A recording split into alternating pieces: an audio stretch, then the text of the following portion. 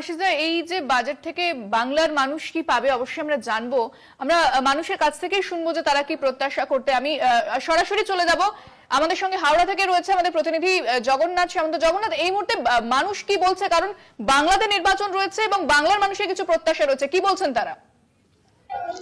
দেখো, আমি এই মুহূর্তে রয়েছে হাওড়া স্টেশনে যেটা বলছে সবচেয়ে বড় হচ্ছে রেলের সুরক্ষা।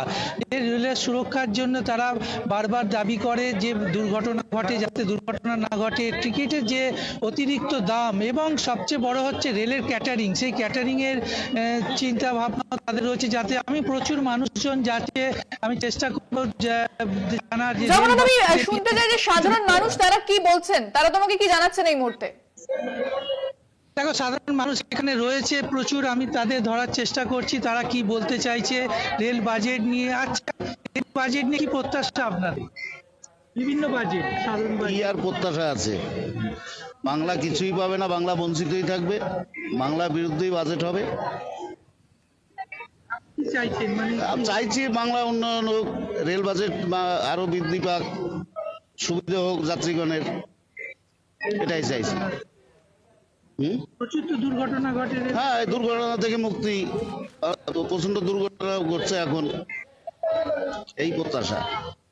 দেখো, তুমি শুনতেই পেলে প্রচুর যাত্রীরা এখন হাওড়া স্টেশন খুব ব্যস্ততম জায়গা, সমস্ত ট্রেন ধরার জন্য তারা যাচ্ছে। আমি জিজ্ঞেস করবো মহিলাদের, যে মহিলা সুরক্ষা, আজকে তো বাজেটে কি প্রত্যাশা মহিলাদের?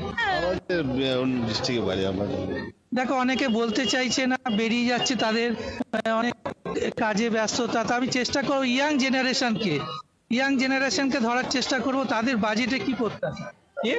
বাজেটের তোমাদের আজকে তো বাজেট, তোমরা কি চাইছো? বাজেটের দাম কমুক, জিনিসপত্র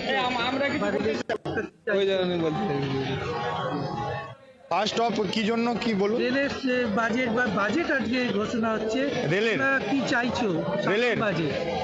ফার্স্ট অফ কথা হচ্ছে, তোর সাউথ ইস্টার্ন রেলওয়ের নির্দিষ্ট কোনো টাইম টেবিল নেই, কখন আসে যায়।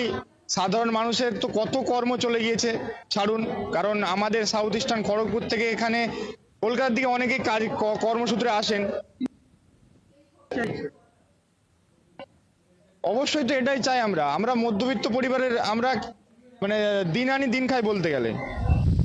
এখানে নিত্যদিনের সমগ্র জিনিসের দ্রব্যের দাম বেড়ে যাচ্ছে এখানে। হ্যাঁ, কোনো কিছুই তো হচ্ছে না এখানে। আপনি কি চাইছেন? মানুষের চাহিদার মধ্যে যেন সবকিছু থাকে, আর যেটা সব বড় কথা, যেটা লাগাম ছাড়া সবকিছু লাগাম ছাড়া।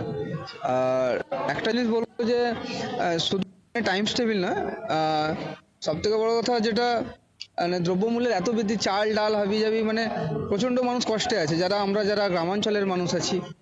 একেবারেই জগন্নাথ, অর্থাৎ এই মূল্য বৃদ্ধি এবং কর্মসংস্থান, এই সমস্ত বেসিক জিনিসই মানুষের প্রত্যাশা রয়েছে, এবং সেই বেসিক জিনিসগুলো কিভাবে মানুষের সামনে তুলে ধরেন কেন্দ্রীয় অর্থমন্ত্রী নির্মলা সীতারামন, সেদিকে আমাদের অবশ্যই নজর থাকবে।